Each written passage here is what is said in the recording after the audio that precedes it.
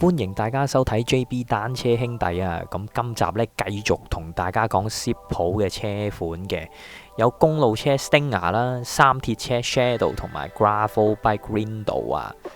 未睇上集嘅朋友仔咁啊，快啲撳翻右上角嘅 link 睇翻啦！咁上集呢，我哋講咗少少三項鐵人嘅小知識啦。咁啊，三鐵最高殿堂究竟選手們呢？究竟用咩比賽車啦？仲有田中先生成立 Zip-Po Bike 嘅故事。咁最後尾呢，我哋講咗多功能嘅曼巴 R 啊。咁未睇上集嘅朋友仔咁啊，快啲睇翻啦！唔講咁多啦，我哋立即去片啊！打頭陣有我哋嘅公路車款 Stinger 嘅。咁啊，多謝大家收睇啦，立即去片啊！好，我哋講第二架啦。呢架叫咩名堂啊？蘇？呢架叫 Stinger， 見唔見到啊？係啦 ，Stinger。咁 Stinger 佢個定位咧就係一個公路比賽型嘅一個車架啦。咁佢同曼巴 R 又有少少唔同嘅。咁曼巴 R 就全能型，呢部就係純粹係 road bike 嚟嘅。road bike 啦，比較全aerodynamic 啦，主要就係輕量啦。咁佢都係繼承咗 Zip-Po 嘅三角幾何啦。咁佢騎乘姿勢咧會進取少少嘅。咁同時佢又會有一個好好嘅 handling 啦。咁佢亦都係有呢一個 Zip-Po 嘅一個 Triathlon 嘅一個好好嘅 aerodynamic 嘅一個設計啦。咁亦都係破風嘅一個車架啦。咁我哋就講下佢個車架先喎。佢個車架咧就係用40T 嘅 Hide 毛嘅 carbon 料。咁就如果 M 碼嚟講冇塗裝咧，830 gram， 咁就冇塗裝嘅。咁佢都係一體成型嘅頭叉嚟嘅。咁頭叉方面咧就404 gram， 咁就一體成型㗎啦。咁我哋首先就講下架車最緊要個 group set 啦。咁 group set 方面咧都可以裝好多唔同嘅廠牌 group set， 佢都兼容到嘅。機械件、電件 1X、2X 嘅件咧，佢都兼容到嘅。咁又係可以裝到 Shimano 嘅 DR2 啦、SRAM 嘅 E-TAP SS 啦、FSK 嘅K-Force WE 啦，同埋 Classify 嘅 Power Shift Hub 啦，仲有等啦。咁大餅方面咧，最大就54、36啦，咁最細亦都可以兼容到46、30嘅。咁到再講一講啦，咁佢車架方面咧就係用咗日本製嘅 Toray 嘅碳纖嘅物料啦，咁亦都可以走一個好乾淨、好整齊嘅全內線嘅一個setting 啦。咁佢比起舊款嚟講咧，即係之前嗰個 model 舊款嘅 Stinger 嚟講咧，就輕咗120 gram， 提升咗20% 硬度嘅。咁依家阿蘇手上面拎住咧就係藍黑色。亦都係官方講嘅 metallic 嘅 Hitachi Blue 金屬藍，咁佢亦都有一個咧係暗黑色嘅，咁官方講咧叫做 None More Black， 就係一個黑色啦，我簡稱佢暗黑色啦，係啦，亦都係同頭先曼巴 R 一樣啦，亦都係有個機翼型 Arrow Shape 嘅 Arrow Tube 啦，咁佢啲通料咧都係好似機翼咁樣嘅流線型嘅。咁佢 headset 方面咧就有1.5寸嘅位置啦。咁呢個有咩好處咧？就係佢呢度可以伸條線上嚟咧，就走全內線嘅。咁佢預留咗多啲空位，咁就好 smart 啦。呢一下就係剎車方面咧，咁佢就用 Fat Mount 啦。咁 Fat Mount 咧，咁佢就個 rotor 就可以裝前後都係 maximum 可以裝160mm 嘅。咁就前後快拆啦，前100後142嘅。輪胎方面咧，就同頭先所講曼巴 R 咧就有啲唔同嘅。咁佢同曼巴 R 嘅分別咧，就係呢架車個胎咧淨係可以裝到28mm maximum 啫，曼巴 R 就35mm嘅。咁亦都講一講個 BB 規格啦 ，BB 386，咁就意味住又係有啲改件可以改到落去啦。Ceramic Speed 係啦，咁就個 seat 通方面咧，咁佢有個設計好方便嘅，咁依家睇唔到啦。咁佢個位置咧可以前後移到最大移到50mm嘅，咁就 fit 到唔同setting 嘅人啦。咁 Stinger 咧就呢個講解咧就去到呢度啦。咁就唔該晒阿蘇啦。Close up。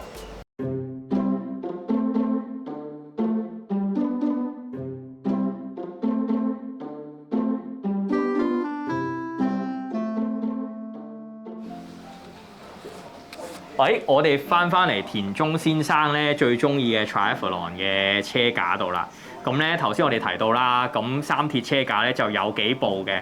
咁咧有 Katana 有 Viper， 咁呢部咧就叫 Shadow 嘅。咁 Shadow 咧有高階版嘅 Shadow R 啦，同埋呢一部我哋手揸阿蘇揸住咧嘅 Shadow 嘅。咁究竟有啲咩唔同咧？咁其實佢嗰個三角幾何咧 ，Shadow 同 Shadow R 咧係一樣嘅。不過咧佢 Shadow R 咧就冇呢條前叉嘅。然之後呢度咧就有個咁樣嘅形狀，一個 shape 咧就去翻個轆頭嗰個位嗰度嘅。咁就一個咁樣嘅結構就取代咗個前叉嘅。成架車個重量個重心咧，就其實喺晒呢個位置嘅，即係下低呢個位嘅。咁個 CG 就比較好啲啦，咁啊發力又會好啲啦，加速性、爬坡性亦都會好啲嘅。咁掹咗呢一個座管同埋呢一個後叉咧，咁就可以減少咗個碳纖物料嘅。咁亦都喺你揸緊架車嘅同時咧，咁佢咧就唔會直接咧下低個路面啲震動咧傳到上去嗰個車手度嘅，咁就成個車架同佢做個吸震嘅，咁就係 Shadow 嘅特色啦。咁佢特色之處咧仲有兩個嘅，我哋要講下佢，因為三鐵車好注重補給嘅。咁佢呢度咧有個叫便當盒嘅，唔知大家睇唔睇到啦？可以打開嘅，好聰明，佢將成個收納空間咧整合咗喺嗰個上管位嗰度嘅，前邊、後邊都可以打開嘅。咁你可以放啲能量 gel 啊，放啲朱古力啊，或者你會補給到要用嘅嘢咯，能量 gel 啊咁樣嘅嘢咯。咁啊下低方面咧，呢度咧亦都有一個 WSPK 咧專用嘅一個快拆螺絲啦。咁亦都咧，佢呢度寫住叫 Toolbox 啊。咁顧名思義咧，就可以俾你裝到有工具嘅一個工具包喺度嘅。咁你可以裝有啲整車嘅工具啊，有啲六角匙啊，咁樣有啲整車工具啊，胎啊咁樣可以放入去啦，啲內胎啊咁樣啦，亦都係好方便嘅。咁收翻埋咧，亦都係非常之方便嘅。咁可以用翻呢兩粒螺絲嘅，呢兩粒螺絲咧輕輕一扭咧就鎖到實晒㗎啦。咁已經係 OK 㗎啦。同埋佢呢個 design 咧，亦都係唔會阻到佢 aerodynamic 啦，佢唔會令至到額外多咗一樣嘢增加個風阻嘅，好聰明好 smart 嘅，收埋晒嗰個車架入邊。咁呢一個咧就係佢嘅特色啦。咁我哋之後咧就再講一講佢個 spec。嗱，頭先我哋啱啱講完佢個特色啦，咁其實呢個車架有名堂嘅，佢叫 BEAM， 就中文解釋係光束啦，或者一條工字鐵咁樣嘅一個中文翻譯啦。咁佢有啲咩好處咧？咁我逐樣講啦。咁佢第一樣嘢咧就係可以減少到佢要使用嘅物料啦。咁你見到佢冇咗嗰個 seat 通呢個位，同埋冇咗個後叉，可以減少佢使用嘅物料嘅。咁呢一個嘅設計咧，就可以減少到個後叉嘅亂流啦。即係嗰啲風撞埋去嘅時候咧，咁佢唔會有個後叉再增加亂流，佢係直過嘅，啲風可以直過嘅。咁就少啲撞風面啦。咁大部分零件咧就收埋咗喺個轆嘅後邊嘅。咁就呢度你幻想有個轆啦，咁佢啲零件就收晒喺後邊嘅。咁就又係增加嗰個空氣動力學嘅表現啦。咁另外啦，頭先講過呢度冇咗零件啦，咁佢冇亂流冇側風咧，亦都係會比車手快咗嘅，做到快啲嘅時間嘅。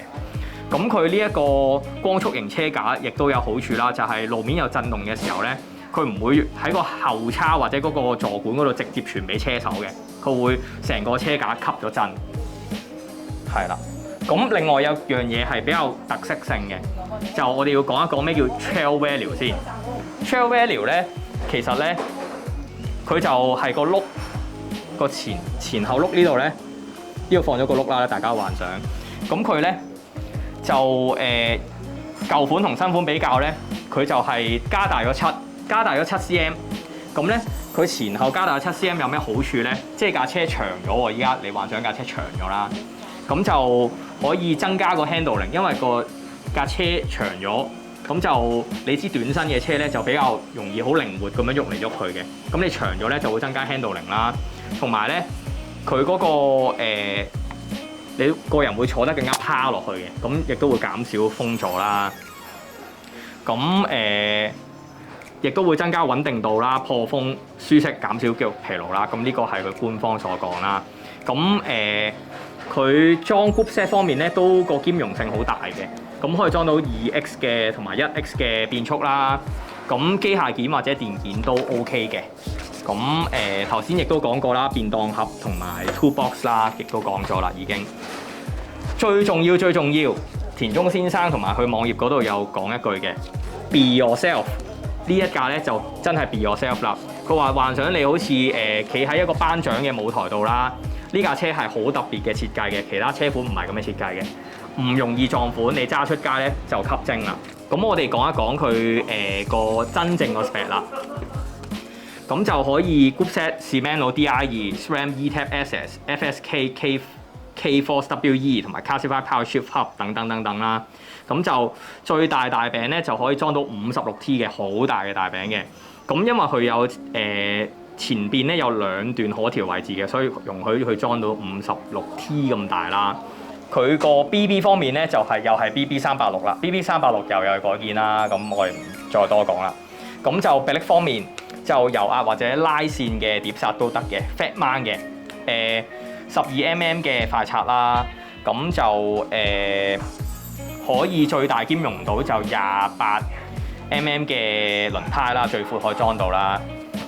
咁個 headset 方面啦，就佢用 Cancrit 嘅 Fitso Set， 就一個比較特別啲嘅一個 headset 啦。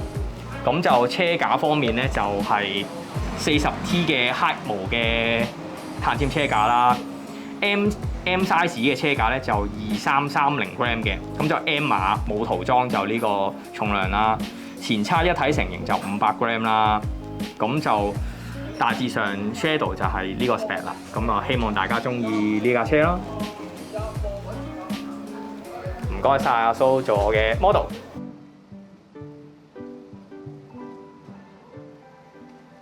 哇，係咪新鮮滾熱辣啊？蘇呢架？冇錯，好似啱啱翻嚟喎呢架。新鮮到講啊！係啊，係啦。呢架車叫咩名啊？蘇？呢個叫 Rindo 啊。哦，呢個名原來有啲意思喎。啱啱我睇過 catalog 喎。個意思咧喺日文嚟講解林道喎。林道即係乜嘢啊？佢英文講咧叫 Remote Forest Road 喎。大家明唔明點解啊？即係有冇啲 gravel 嘅意味咧？我就聞到好大陣 gravel 除啦。係啊。係咁，我哋係咪要講解下呢架車啊？係啊，佢有個定義啊，佢個名叫做 Aero Gravel 啊。哇，幾優雅喎！因為佢可以碌嚟得嚟，佢又要係有 aerodynamic 嘅，係空氣動力學嘢嚟㗎。冇錯。咁我哋首先由個顏色開始講起先，好唔好啊？好啊。顏色咧，佢呢隻灰色咧有名堂喎，隻灰色叫 Arashi Grey。咁我唔識日文啦，所以我就灰色咯，好唔好啊？簡單啲好唔好啊？灰色。咁又講一講佢嗰個碳纖車架先啦。咁佢中碼嚟講咧，佢用 Hikmo 嘅 Toray 嘅碳纖啦。咁啊，中碼1020 gram 嘅，咁啊又係一體成型嘅碳纖嘅頭叉。就450 gram 啊！佢叫 Adventure Fork 啊，冒險嘅頭叉，好冒險啊！冒險精神啊！真啊！係啦，咁佢咧我哋首先講佢都係可以嗰個走線方面都係可以全內線嘅，咁同佢其他嘅車一樣啦，都係可以走全內線啦。咁佢 group set 方面咧，亦都係可以裝到 1X、2X 嘅 group set 啦。佢有3個水壺架比較特別喎。阿蘇，我數下先，數下俾觀眾。啊，呢度第一個啦，呢度第二個啦，仲有喺呢度啊，有3個水壺架喎，你飲好多水都得啊，真係。咁啊，可能預你又揸好遠呢架車，適合長途駕駛啊。係啦，咁我哋又講一講佢啦。佢又係嗰個車嘅座通方面咧，都係呢個 Aero 設計嘅。咁咧佢 Aero 設計咧都係叫 Aero Tubes 嘅，咁同曼巴同 Stinger 咧係類似都係咁樣嘅，都係用呢個設計啦。咁佢最勁嘅地方啦，講緊條車胎啦，可以裝好粗喎，好似有幾粗先？有幾粗要幾粗啊！真係700×45mm啊，真係裝啲菠蘿胎落去都得㗎啦。咁亦都可以裝6502.1啦。咁啊好粗嘅，咁俾你吸震咧好正啊！咁粗嚟講，條胎又可以低啲胎壓啦。你行低胎壓咧就會輕鬆啲啦。咁啊冇咁震啦。BB 規格方面就 BB386啦，同頭先我哋其他型號嘅 Zip 普嘅單車一樣啦，都係 BB386嘅，又係有改件俾你改啦。咁就我哋就又要講一講佢嗰個迫力啦。迫力都係 Fat Mount 嘅，Fat Mount 就前後碟咧最大可以裝到160嘅。咁快拆方面咧就前100後142啦。咁跟住佢個 headset 方面咧，因為佢可以走全內線啊，佢可以走出嚟都係1.5寸窿窿可以走出嚟嘅。咁呢度你見到 FSA 嘅呢個字啦，已經裝咗落去啦，個 FSA 係啦。咁頭先我所講啦 ，Group Set 1X 2X 都得啦。咁佢最大 2X 咧就50-34啦，最細咧就46-30。咁 1X 方面就最大就 35T， 最細就 30T 嘅。咁呢一架 Ringdo Aero Gravel 咧，咁個 spec 就喺晒呢度啦。咁我哋之後就會補翻啲好靚嘅畫面，咁俾大家睇下呢架車有幾靚啊！如果成車嘅話。